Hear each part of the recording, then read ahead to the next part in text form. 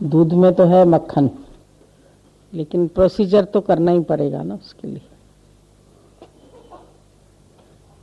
अब सब लोग समझते हैं कि ब्रह्म तो है, परमात्मा तो है, तो बस काम खत्म। अब काम खत्म थोड़ी होता है, फिर है तो उसको प्रकट भी तो करना है।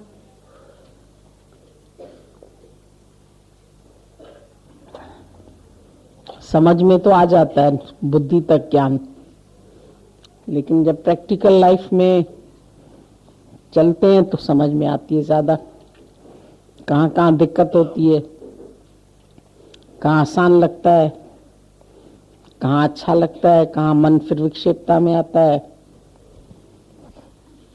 कहाँ चाहना होती है, कहाँ नहीं होती है। तो ये तो चलते चलते राह के गड्ढे भी दिखाई देते हैं,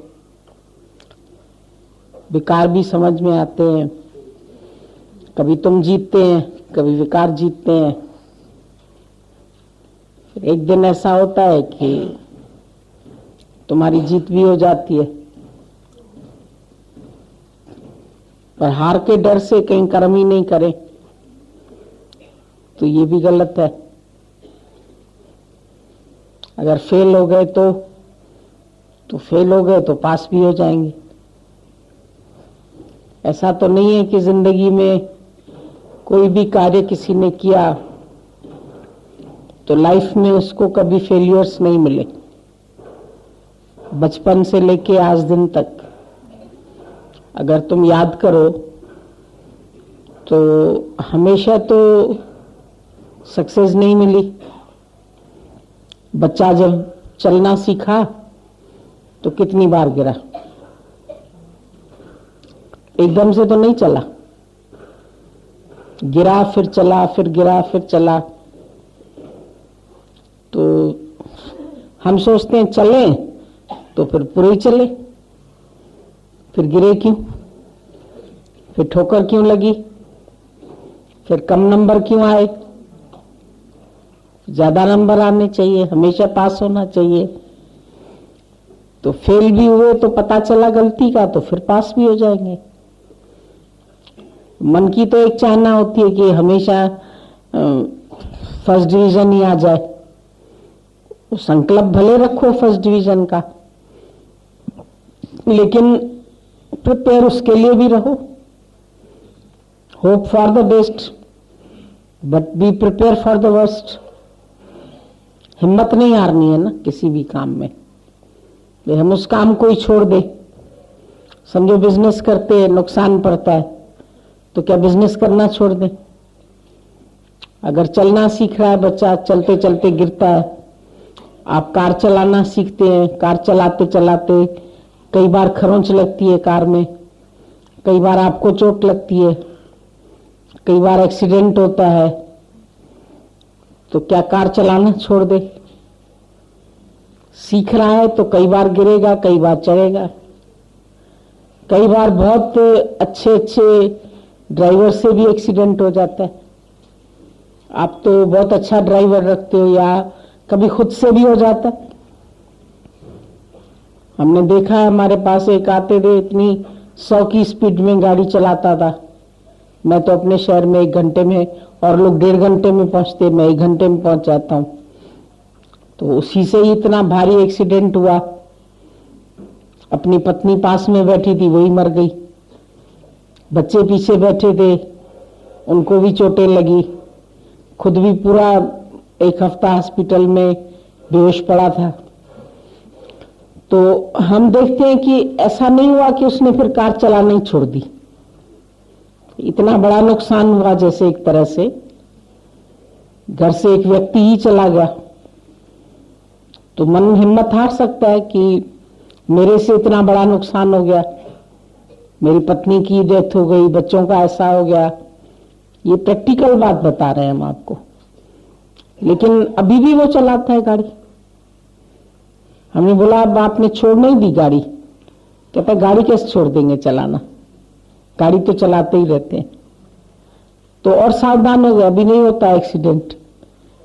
अभी सोचता है भाई थोड़ा अंधेरा होने से पहले ही निकल जाए। उसमें थोड़ा धुंधलापन आ गया था तो एक खड़ी ट्रक से भिड़ गया था। उसने समझा चल रही है और भिड़ गया। तो कितने अच्छे से अच्छे व्यक्ति से भी गलती हो सकती है। एक्सीडेंट किसी से भी हो सकता है, पर एक्सीडेंट हुआ तो इसका मतलब ये थोड़ी है कि हम वो काम ही छोड़ दें। काम तो करते ही रहना है। हम लोग खाना बनाना सीखते थे, कई बार जल जाता था, तो जल गया तो क्या आगे से बनाएंगे? नहीं। एक रोटी जल गई तो 4 रोटी फिर अच्छी भी तो बनी, खाने के लिए तो बनानी पड़ेगी। एक बार सब्जी जली तो दूसरी बार खड़े हो गए, एक बार दूध बह गया तो दूसरी बार सिम पे रखना सीख गए। तो गलती का पता चला तो उसके बाद सावधान भी हो गए। तो ऐसा नहीं है कि जीवन में आप आगे बढ़े हो तो एकदम ही बढ़े जाए, एकदम ही दादा जैसे हो जाएं, एकदम ही गीता। वो भी कई बार गिरे होंगे, ऐसा तो नहीं है। अब एक एक बात उन्होंने लिख दी कि हाँ इतनी बार हम गिरे या इतनी बार हम चढ़े, नहीं लिखा। अब याद तो हम लोग उनकी चढ़ी हुई बातें ही करेंगे। जीवन में कितनी बार जो भी सक्सेस जिन्होंने भी प्राप्त की, तो अगर उनसे अकेले में आप पूछिए तो आप क्या कभी फेल नहीं हुए, तो आपको बताएंगे। जो सच्चा व्यक्ति है वो आपको बताएगा कि हाँ मेरे से भी ऐसी गलती हुई। ऐसे दादाजी से कभी बैठ के पर्सनल बात करते थे, हाँ मेरे पास भी आता था मन, मेरे पास भी कभी ख्याल आता था, फिर मैंने उसको ऐसे जीता, फिर ऐसे जीता। अच्छे अच्छे प्लेयर्स होते हैं, कभी कभी कितना बड़ा स्कोर बना लेते हैं और कभी 2 ही उसमें हार जाते।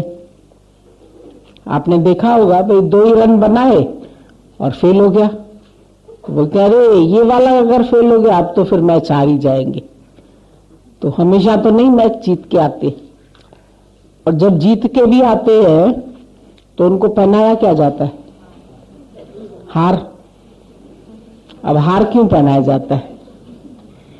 कि भाई अभी जीत के आए हो तो इतनी खुश नहीं हो जाना, ये हार भी डाल देते हैं तुम्हारे सामने कि कभी कभी जीवन में हार भी सकते हो। तो हार के फिर निराश थोड़ी होना कि हम वो काम छोड़ ही दें, आगे बढ़ना ही छोड़ दें। आगे बढ़ा कदम, रुकना तेरा काम नहीं, चलना तेरी शान। गिर गिर के मुसीबत में संभलते ही रहेंगे।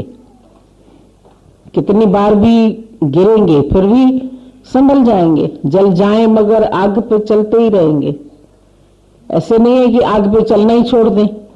ये ज्ञान बड़ा मुश्किल है, मन को रोकना बड़ा मुश्किल है, इंद्रियों को वश करना बड़ा कठिन है। कठिन है पर इम्पॉसिबल तो नहीं है। कठिन जरूर है पर कठिन काम ही करके दिखाना है ना। इम्पॉसिबल क्यों कहे उस चीज को? पॉसिबल तो हर चीज है। गुरु हमको पॉसिबल करके दिखाता है। इम्पॉसिबल को भी बोलता है पढ़ो इसको ऐसे, I am possible. I can't की जगह पढ़ो stroke of T, but I can. तो पॉजिटिव थिंकिंग करना तो दादा ने सिखाया। ऐसा नहीं कि तुम नेगेटिव थिंकिंग रखो। हमेशा चढ़ी हुई बात करनी चाहिए, गिरी हुई बात नहीं करनी चाहिए। जिसकी जैसे जैसे प्रारब्ध है ऐसे हर एक रहता है। अगर सुखदेव की 2 लंगोटी में है तो सुखदेव उसमें खुश है, पर जनक के पास महल है। तो अब जनक कहे कि सुखदेव अगर 2 लंगोटी में रह सकता है तो मैं भी छोड़ के जाके जंगल में रहता हूं। क्यों? उसके पास अगर महल है तो महल को एंजॉय करता है। महल में अपने प्रेमी बुला लेगा, सत्संग करेगा बैठ के। ऐसा थोड़ी बोलेगा कि मैं भी ना वो जैसे वो रहता है कुटिया में, संत भी तो एक कुटिया में रह सकते हैं, तो मैं भी घर छोड़ के जाके कुटिया में रह जाऊं। तो सारे ही जंगल में चले जाएंगे तो वहां कुटिया के बदले बस्ती बन जाएगी। फिर पता लगा यहां से बस्ती तो उठ गई लेकिन जंगल में बस्ती बन गई। सन्यासी भी अपनी बिरादरी बना लेंगे, फिर वहां वो भी आश्रम बना लेते हैं, वो भी कुछ न कुछ बना लेते हैं। तो कहां छूट पाते? इससे अच्छा जो है चीज, जहां है, जितनी है, उसमें राजी रहे। और उसको उस तरह से एंजॉय करे। जनक की प्रारब्ध अगर हीरे मोतियों में है तो वो हीरे मोती भी पहनता है। अगर सोने के बर्तन में खाता है तो खा लेता है, ऐसा थोड़ी बोलता है भाई हम अगर पीतल में खा सकते हैं, अगर हम मिट्टी में खा सकते हैं, मिट्टी के ठिकरे में, तो फिर हम सोने की चांदी में चांदी की थाली में क्यों खाएं? ये चांदी की थाली मिली है तो क्यों नहीं खाएं? वो खाता है, उसको एंजॉय करता है। जो लाइफ जिसकी है, ज्ञानी उस लाइफ को एंजॉय करता है। त्याग, खाली त्याग जीवन नहीं है। कभी हम सोचे कि सब बस त्याग कर सकते हैं तो हम भी त्याग करके बैठ जाए। हम कहते क्यों करते? जब है तुम्हारे पास तो खर्च भी करो। कल भी किसी ने बोला भाई कम खर्च करे, ऐसा करे, ऐसा करे। हमने कहा जिस हिसाब से उस हिसाब से खर्च करो। कम क्या करे? फिर बचा के भी तो फिर छोड़ के यहीं जाओगे। इससे अच्छा पहन के खा के छोड़ के जाओ। उसमें क्या दिक्कत है तुमको? बारिश अगर बरस रही है तो उसमें भीगो, उसका बहाव भी जरूरी है। अगर तुम्हारे पास धन आता है, माया आती है, तो माया को खर्च भी करो। उसका बहाव नहीं करोगे तो कीचड़ बन जाएगी। पानी एक जगह रुक जाएगा तो मच्छर बन जाएंगे। तो माया अगर रुक जाएगी तेरे पास, खर्च नहीं करोगे, इकट्ठा करे, एकत्रित करे। अब कंजूस व्यक्ति का धन क्या होता है? कंजूस आदमी इकट्ठा करके करके बैंकों में रख के चला जाता है। तो बोला कंजूस जैसा दानी तो कोई भी नहीं, क्योंकि वो सभी कुछ छोड़ के जाता है बिना खर्च किए। लास्ट में तो उसको सब छोड़ जाना है। एक आदमी ने खर्च किया, सबको खिलाया पिलाया, एंजॉय किया। गुरु ने कहा जाओ महलात बनाओ 100 रुपए में। तो एक लड़के ने तो 100 रुपए में कैसे बनेगा? उसने, दूसरे ने फिर 100 रुपए की गिफ्ट्स ले ली, गया एक शहर में, वहां जाके सबको गिफ्ट बांटी, सबको प्रेम किया, सबको सत्संग सुनाया, मौज किया। तो जैसे जाने लगा उस शहर से तो लोगों ने फिर दूसरी गिफ्ट दे दी उसको। इसने इतना प्यार किया, इसने आते ही हम लोगों को गिफ्ट्स दी, तो अभी हम भी इसको देते। तो दुगनी गिफ्ट्स और मिल गई। फिर दूसरे शहर में गया तो वो बांट दी, रखी थोड़ी अपने पास उसने, मिली तो बांटने के लिए मिली। फिर बांट दी, फिर उनको प्यार किया, फिर प्यार करके फिर और मिल गई। तो हर शहर में वो खाली प्यार बांटता जाता था तो उसको और प्यार मिलता था। करते करते उसका हर शहर में महलात बन गया। बाप ने तो खाली 100 रुपया दिया, 100 रुपए से महलात बनाओ। तो एक तो बेचारा हार के बैठ गया, 100 रुपए में कैसे बनेगा? और उसने जाके बाप को बोला कहाँ है तेरा महल? बोला आप जिस भी शहर में चले जाओ, आपके लिए घर ही घर खुले पड़े, सब हर जगह महल ही महल है तुम्हारे पास, तुमको कौन सी रहने की कमी पड़ेगी? जब आप प्यार करोगे, आपके पास अपना तन मन धन है, तो आप उसको लुटाना सीखो। सबको सबके हित के लिए जियो, सबको प्यार करो, सबको बुलाओ, सबको रहाओ, सबको खिलाओ पिलाओ। नहीं होगा जिस दिन, उस दिन फिर सारी दुनिया तुम्हारे लिए जिएगी। अभी दादा के पास जब पैसा था तो एक दुकान पे चढ़ जाता था, सब बच्चों को लेके दिया चीज, जो बच गया पैसा 100 रुपए में से दुकानदार को बोलता था ये तेरी टिप है, रख लो, हमको वापस नहीं चाहिए। दुकानदार रख लेता था। फिर जब ऐसा भी हुआ फटा कॉलर पहनना पड़ा तो वो भी पहना। उसके बाद वो एक पैसा भी जेब में नहीं होता था, रिक्शे के लिए चवन्नी भी नहीं है, तो फक्र से बोलता था मीरा मेरे जेब में 4 आना तो रख दो। तब 4 आना लेता था रिक्शा वाला, तो बोला चवन्नी तो रख दो। तो हम लोग हंसते थे, जो आपके बगल में बैठेगा वो 4 आना खर्च कर ही देगा ना, आपको तो 4 आना भी रखने की जरूरत नहीं है।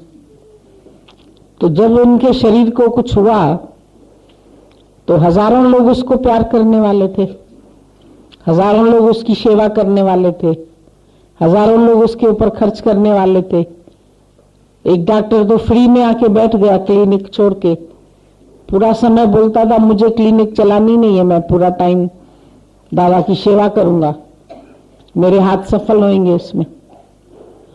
और फिर एक दिन अगर उसको ऑफिस जाना था तो हमको एक दिन के लिए भी 1000 रुपया खर्चने पर भी डॉक्टर नहीं मिल रहा था। जो फ्री में डॉक्टर मिल सकता था उसके लिए 1000 खर्चने की जरूरत नहीं है। तो दादा ने अगर जीवन दिया तो लोगों ने भी लास्ट में जीवन दिया उसको। जहां पर भी तुम बैठे हैं वहां अपना जीवन निष्काम बनाते जाओ, कोशिश करो निष्कामी होने की, कार्य भी करो निष्काम भाव से। ऑफिस जाते हैं, नौकरी पे जाते हैं, काम पे जाते हैं, वहां पर भी ज्ञान तुम्हारे अंदर एक भाव की तरह होना चाहिए।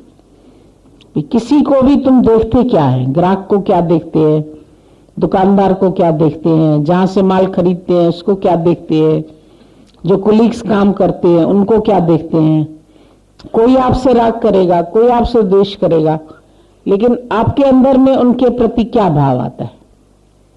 मान लीजिए कभी गलती हो जाती है, कभी क्रोध भी आ जाता है, कभी कोई बात हो भी जाती है, तो क्या उसको लेके थोड़ी बैठ जाना है। फिर उसको हटा के फिर प्यार करो, फिर भूल जाओ।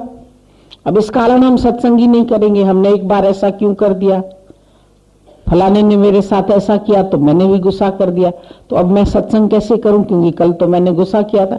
अरे आज फिर गुस्से पर सत्संग करो कि गुस्सा अच्छी चीज नहीं है, माफ कर देना चाहिए, तो फिर से तुम्हारे अंदर शक्ति आ जाएगी। गीता भगवान बोलते थे जो भूल हो, जो गलती हो, तो उसके ऊपर जाके लेक्चर करो तो तुम्हारा ही मन सुनेगा।